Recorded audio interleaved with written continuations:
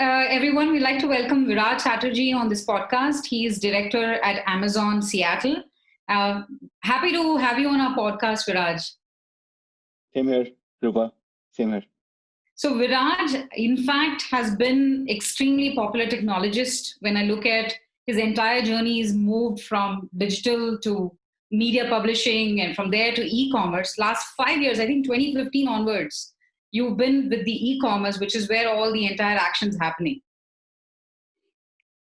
Yeah, I mean, it was a telling moment for me because I'd been in publishing, with Adobe for close to 15, 16 years, and it was, almost like I'll never leave Adobe, and I never wanted to leave Adobe because it's such a wonderful place to work. But then, you have a moment where you just think, are you really challenging yourself with everything? And that's the time when e-commerce was really booming, and I thought it would be good to sort of just see how I can challenge myself, how I can get to know about the industry. And the past 5 years have been absolutely crazy, both in terms of technical challenges as well as how the industry has grown. So yeah, probably made the right bet, I guess. Awesome. So if I were to ask you, generally I ask the flip over question to people, when they move from the US to India. But with you, I would like to ask you, how has it been for you? Because you moved from India to Seattle. So tell us a little bit about, the culture, the tech, the way people think from a tech perspective as well. We'd really be interested to know that. Yeah, it was kind of strange because I'd spent nearly 20 years of my career in India, and me and my family had never even wanted to sort of ever move to the US. Mm-hmm. And once I joined Amazon, just one thing followed the other, and I had to move here. So it was never something that I wanted to do as a family, or I seeked to move to the US. But yeah, it's been quite a challenge because um, and something that which has made me richer in terms of experiences, because obviously you have a very diverse population to work with, and with diverse cultures there are diverse thought processes that sort of come into the picture. I primarily led an India only teams in at Adobe and Snapdeal, and so it became a little different over here. So I've got people from Germany, US, China, Sri Lanka, all those kind of folks reporting into me. So it's interesting to see how people across the world think differently, and how work can mean very different things for people from Asia versus people from Europe versus people from the US. So it's interesting, but I won't say it's very different. People are still the same. So I don't, when I look at the cultures and how people work, it's not that people over here don't work really hard. There is a perception that just because some teams in India work really late, so they really work hard. But over here, you can see people starting in meetings at about 7 a.m. or 8 a.m. So that's very early from India standards. So it's a way you want to look at it. I think hard work and other parameters that define people are very same across. So I haven't seen a difference from that perspective. But yes, definitely I have had to adjust to cultures and different way of thinking. Definitely. Sure. So you don't see any changes in the way that the tech is being analyzed? Because I've heard from a lot of people that people think differently from a coding perspective, or even resolving a specific tech challenge, right? So yeah, if I talk specifically around technology, I definitely see there is a slight mindset change in terms of a long-term thinking versus execution or tactical thinking. So definitely, at least what I have witnessed, amongst the folks that I have interacted with, that while I was at India, a lot of focus in the companies that I have been in, prior to Amazon, they were extremely execution and deliver results focused. Whereas over here at Amazon, the focus is a lot on long term, even though, as a company, there's a lot of focus on execution, deliver results. Not that not nobody looks at that or bias for action, as one of our leadership principles says, but there is a huge amount of focus in terms of why are we doing this? Is it really going to give us the benefits in 5 years from now? What's the long-term vision of this, and is this really important from that perspective, rather than just do it for the day? And I think that definitely I would want to call out as one difference that I've seen in the way people approach technology over here versus in India. Sure, sure. That's quite insightful. If I may actually, turn our focus area to what you do currently or what you've been doing in e-commerce, it's a lot to do with supply chain, the supply chain management, right? From one end, you were looking at seller before, and now you're looking at last mile. And if I were to actually look at SCM, it's not something new to any of us. 1982 is when supply chain really was coined. I don't recall the person's name. I think it was Keith. And post which the 20th century, I'm sure we're all aware, there was assembly line, then there was vertical integration, and then there was globalization. So we're all now witnessing the globalization era for supply chain management. And it's incredible because you've seen two important parts of the whole process, right? So would you be able to tell us how much have we developed, in these 5 years within supply chain management? Because I still think it's a lot broken, but I would like to hear it from you because you see from close quarters. Yeah.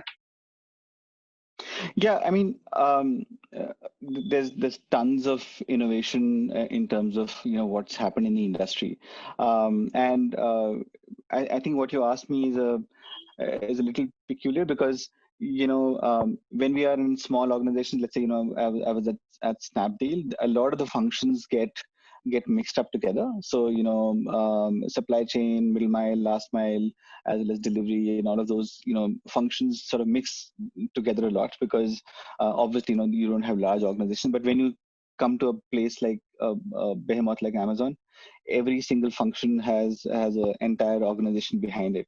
So what I do in Amazon is basically to do with delivery, whereas supply chain is a function where they try and optimize what kind of inventory they need to have so that customers don't get they always get the product that they want.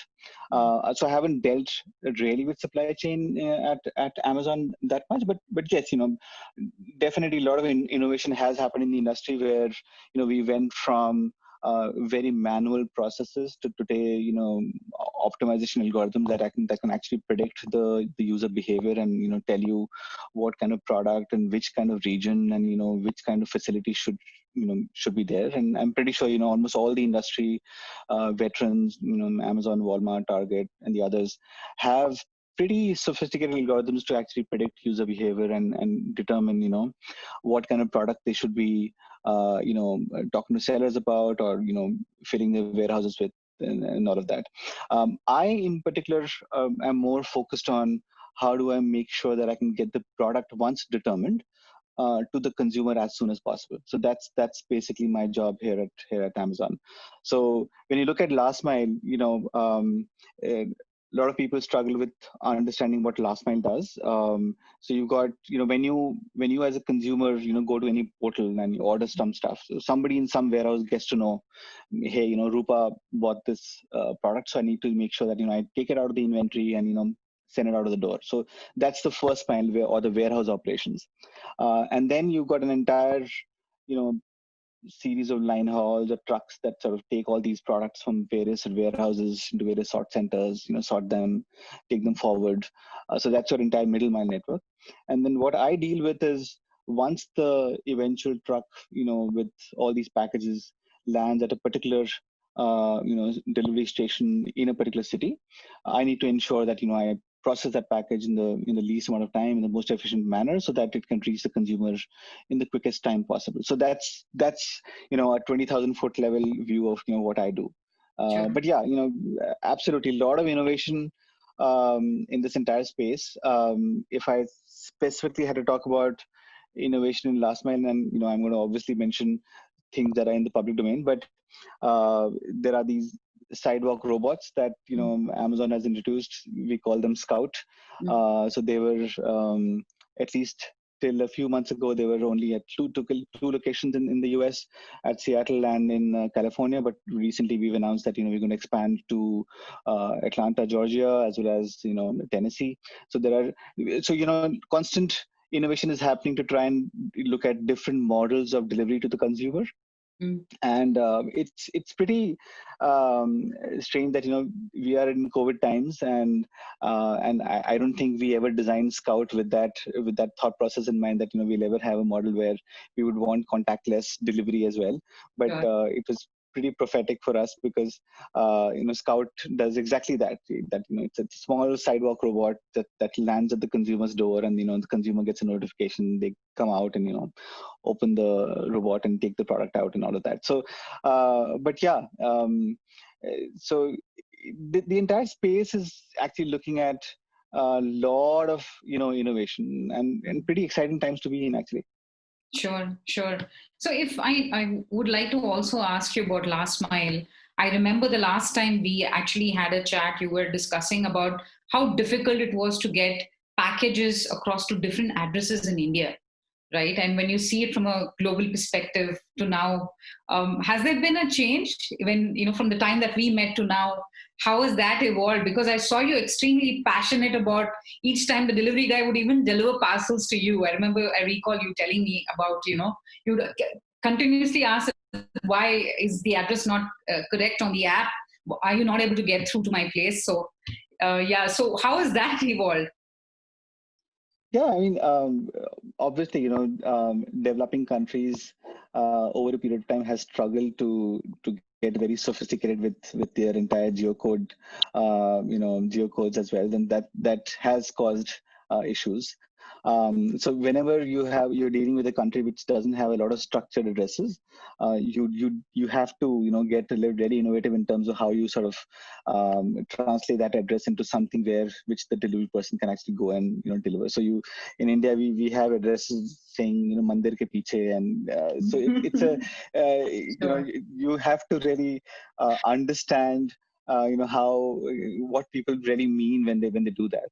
And I'm pretty sure a lot of companies have very similar tech behind the scenes to understand statements like this. And it's not just India. We find very similar issues with let's say UAE or other geographies. And for example, Japan also has issues where they deal with people a lot. So the addresses have a lot of emphasis on that, and it's assumed that people would know where this person would be Mhm. staying. So obviously these cultural and geographical nuances have to be something that have to be taken care of, and there are lots of science and algorithms behind the scene that sort of um, that try and decrypt what the user meant when they actually gave an address. So again, Amazon has a lot of tech behind the scenes, and I can't share the science behind it. But yeah, it can definitely be challenging. It's not as simple as what's the big deal of the customer has given you an address, right? So just go and deliver. It's not as simple as that. You have to really understand um, right from when the customer actually enters something on the portal, when they're actually buying the product, to to later, Mm. so to when the delivery boy is actually on the road trying to deliver something. So we have algorithms trying to help both the customer when they're trying to share the address with us, as well as the delivery person when they're actually delivering, to ensure that we can get the product to the consumer as soon as possible and at the right place. But yeah, definitely very challenging. Yeah. Sure, sure. I understand. So, if is there anything that you can share with us when it comes to what we are going through as a world right now, the pandemic?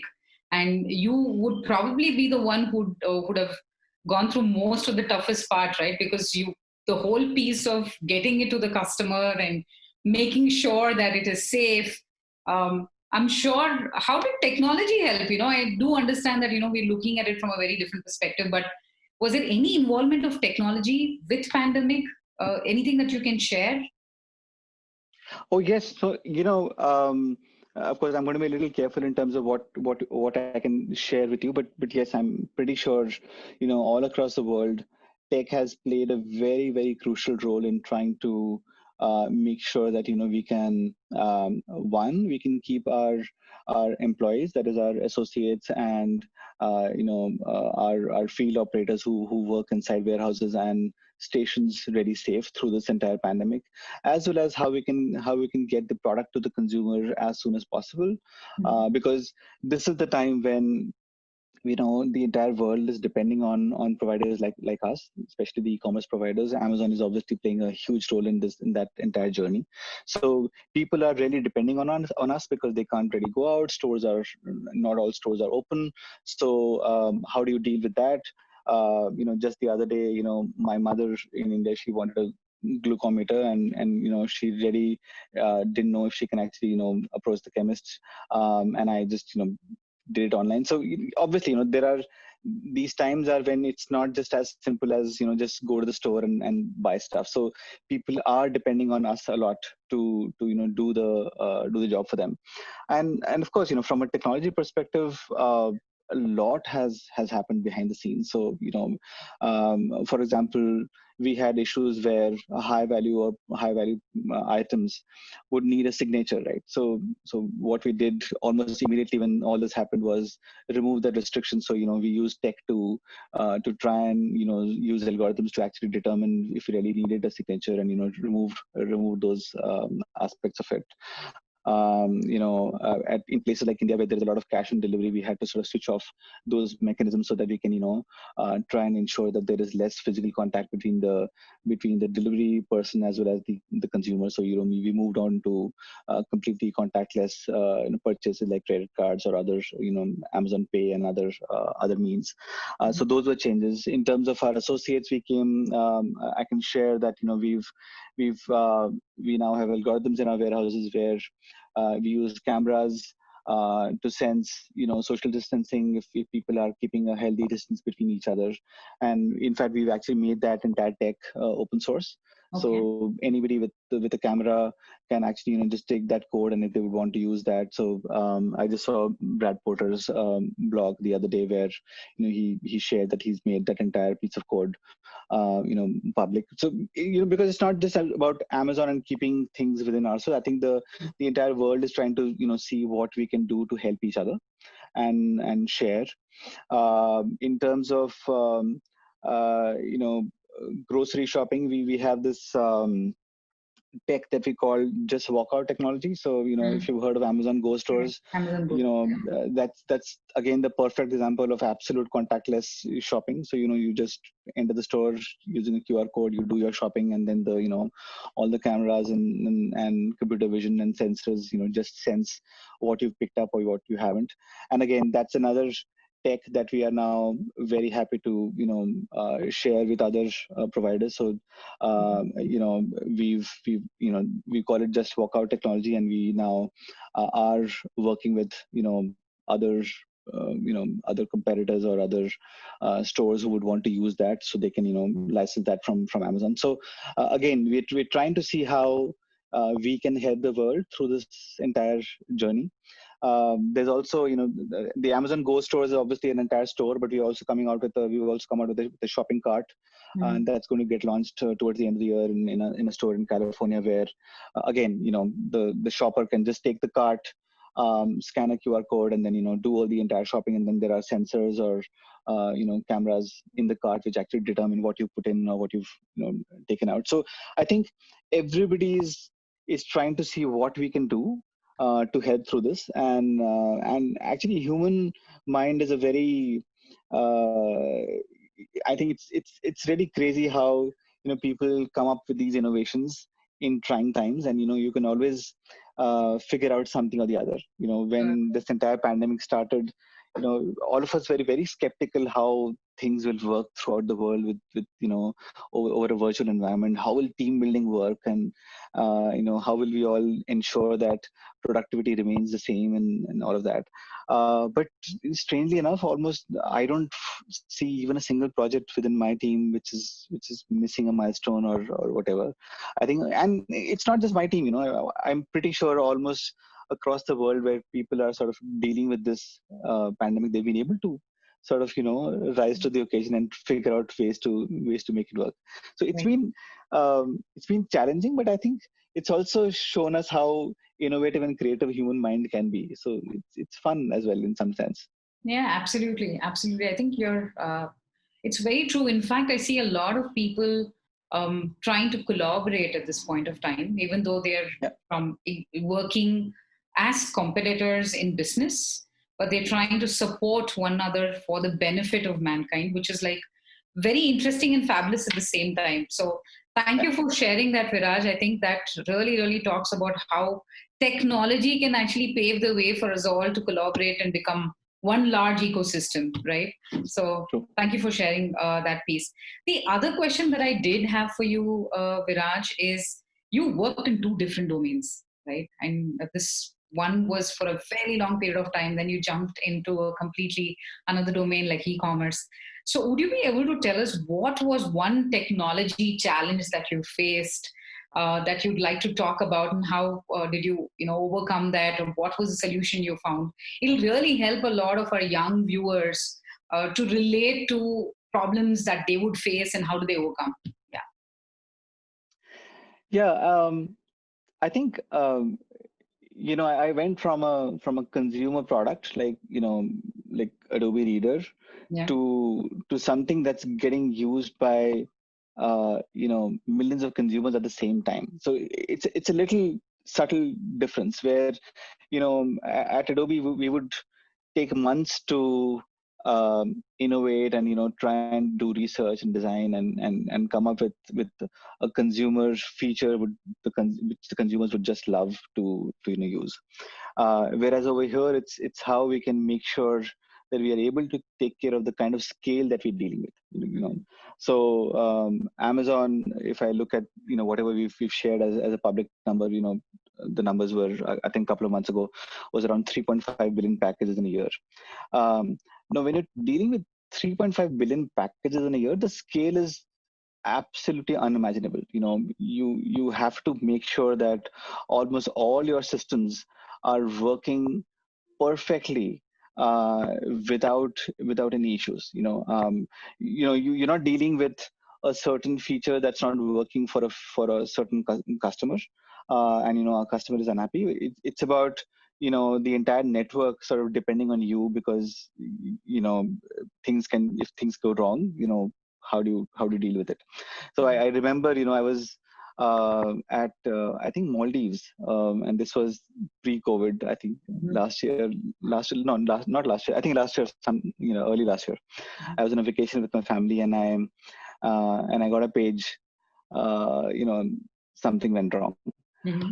and it's pretty standard in our world where if something goes wrong, you just get on the call uh, and that entire issue went on for close to 27 hours, Wow. and uh, and I was online from Maldives, in a beach, uh, with my team trying to work through that, and it's so the level of responsibility that we have to incur in a space like this, where where you're dealing with a network of such huge scale, and there Mhm. are millions and millions of consumers across the world depending on your tech, millions and millions consumers, not just depending on your tech, but depending on what will happen in their lives going forward. So, if you're dealing with, if a family wants to make dinner in the evening, so, they're dealing with our grocery systems to get them stuff within 2 hours. So, or, they have an exam to write in a couple of days. So they're, depending on us to, send them supplies or books or whatever. So, it can be multiple things or multiple people. So I haven't, I think the e-commerce world is such where people depend on us for so many different things, which is very different from the creative space that I was with in Adobe. And I'm not trying to say at all that what I was doing at Adobe was not important. It was very important, definitely, but it was a very creative space. People were interacting with my product or my software in a very different manner, whereas in the e-commerce space it's very different. There's somehow I feel like I'm part of their lives in a lot of sense, Mhm. in some sense, that and that's why the level of responsibility, because of the scale, is very different. And so, yeah, I think between Adobe and the e-commerce world that I've seen, both at Snapdeal and Amazon, it's just the scale of operations. It's the Right. scale of number of consumers who are depending on your tech at the same time, rather than cumulatively. So even at Adobe, I think Adobe Reader is a product which has been downloaded billions of times. So there are millions of users who are using that, no doubt about that. But probably not at the same time, at the same instant. I think Mm. it's that difference that it's really telling, and that makes your job super tough, as well as super gratifying. That so many people depend on you, and yeah, it's fun, definitely fun. Sure, sure. So when we speak about scale, Viraj, I don't know if this is relevant in this context, but you're a technologist, so I'm still going to ask you. Because of the scale, there would be a lot of data that gets collected, even within the scope of work that you look at, the last mile as well. I'm sure loads of data getting collected. So what is the innovation that you guys think of with the data? Because obviously, there could be 3D printing that people think of before it comes to last mile, or that's how IoT also came up, right? And if we all recall 5 or 7 years ago, how IoT started getting used within supply chain as well. So what do you think would be relevant? I mean, if you're following anything, or because you're in the most actionable world, e-commerce, I wanted to check with you on how's the data getting used for innovation. Yeah, I mean, again, a lot of ideas are very simple, but Mhm. of course, given that all of us deal with millions of deliveries every single day, there's tons of information that can help us determine what we can do for our consumers better. A very standard example is, let's say a delivery person is delivering something in a certain neighborhood, Mhm. and you determine that there are dogs in that neighborhood, right? So again, a very simple example. Now obviously we would want to keep our delivery people safe, Right. and so a very simple thing is, during a delivery, can we warn them that hey, we noticed that in the previous deliveries there were certain dogs, and or certain incidents happened, and just be a little careful.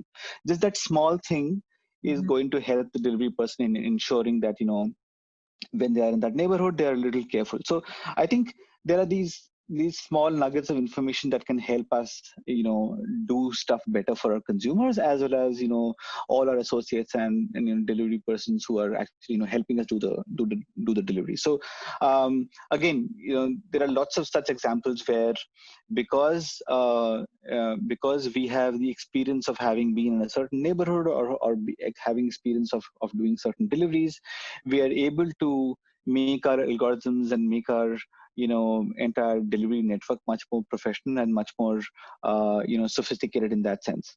Mhm. And again, I don't think I'll be able to share a lot of the stuff that Sure. we are able to do, but yeah, what I wanted to say was, I don't believe anything is rocket science. Mhm. I think these are just like human beings, through knowledge and through past experiences get smarter. Right. That's exactly what we try and do, with the data that we process as well. And of course, while we look at data, we almost everything is, we try and ensure that the privacy of our consumers, as well as all the privacy laws that we are governed with, we take care of those. But yeah, what we try and do is how we can help our consumers get the product to them as fast as possible and in the most efficient manner possible, and just use the data to actually learn and make that better. Sure, sure. I think that makes a lot of sense. I like the part where even the smallest piece of information is helping someone to Yeah. stay safe. Even with a safety perspective, or innovation can help in any form or format, right? So I really like that part. Mind-boggling indeed. So here's something that I'd really like to ask you. We've managed like large teams, 200 plus member orgs. So whenever you look at hiring a technologist, right? If you can tell me what is it, the few things that you look for, because I'm sure loads of people want to know that how do you guys evaluate another technologist? it could be even if you want to talk about a software engineer, at the real lowest level that you'd like to hire, please feel comfortable to use any as an example. But this will really help get into your mind to see that how does a hiring happen from a technology. How do you think, in terms of hiring? Yeah, I mean, obviously, when you hire engineers, we try and make sure that they have the basic, stuff that's needed for the job in terms of technology really sorted out. So they're really deep in terms of what they know. So whenever we hire an engineer, there are lots of rounds where they need to make sure that we need to make sure that they are proficient in coding skills and design skills and those basic skills. But that's obviously table stakes. Hmm. What I really look for in people is attitude, because I I profoundly believe that uh, that's something that I really can't teach anybody. So you can, if you're lacking in a certain tech aspect, you can always, if you have the right attitude and you have the right more than average brain power, you can always learn stuff. But if you don't have the right attitude, if you're not somebody who I can believe that can be a great team player, that's something that really ticks me off. So at least for me, I try and make sure that whenever I'm interviewing somebody or I'm in a certain loop for a certain position, that's something that's very very heavily weighing in my mind. How do I connect with that person? Is that person genuine in terms of what they are saying and what they're sharing with us? And so that's super important to me, because I've always believed that in our situations, in our organizations, things do get tough at times, Hmm. and things can definitely be trying at times. And when you have such situations, it's just your attitude in terms of how positively you see certain experiences and certain things that happen around you, and how you rally around as a team to get past that makes a lot of difference.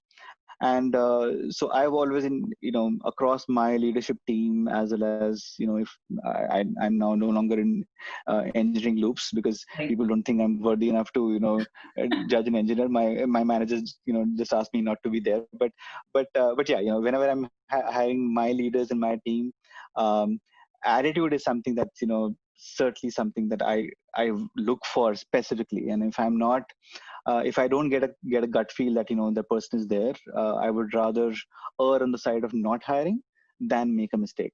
So I've always been very very careful in regarding attitude, Hmm. on um, uh, making sure that when people come into the team, they can be a part of the entire larger team, and and gel with all of us and gel with the team, so to take our mission forward. So Sure, sure. So for all those people who are watching this series, and definitely, I'm sure most of you get the point that leaders not just look for technology intent or what you do well with your coding reviews. It's more to do with also your attitude and how you display yourself when they actually meet people like yourselves. So Viraj, if there is a message you'd like to send out to youngsters, because I think you guys are all role models for people who are coming out of the engineering schools and who want to take up a profession as a technologist, and they're looking forward to understanding how their journey is going to be. Because we fast forwarded and moved into an era where everything is now technology, including this podcast, right? So keeping that in mind, is there a message you'd like to share with people who'd like to come and work with you, whether be it in any part of the world? Because I do know that you're managing teams across. sure. I mean, I think if there is one message that I would want to give young, folks, is that there is no shortcut ever, and you really can't compromise on basics like hard work and patience and attitude, as I said. So a lot of times I see the young generation wanting to just quickly get promoted, and how can I move from one place to the other, and how can I get a larger salary and all of those. But if you just stick to the basics, those things will always happen. So all through my career, I've never ever bothered about I've always bothered about doing the right thing and making sure that I can always give my 110% in terms of whatever I do. And then things have just happened around me, and not that I tried to do something. And I think that's the only message I would want to give every young engineer out there, that do not ever assume that you have a shortcut way to success, and you can just rise just like that. um, be be very truthful and genuine in terms of the hard work that you put into anything. And if you're able to give that hard work and patience and perseverance to anything, things will just happen around you. Sure. So be true to that, and that'll just take you places rather than anything else. So never assume that you can actually have a shortcut to success.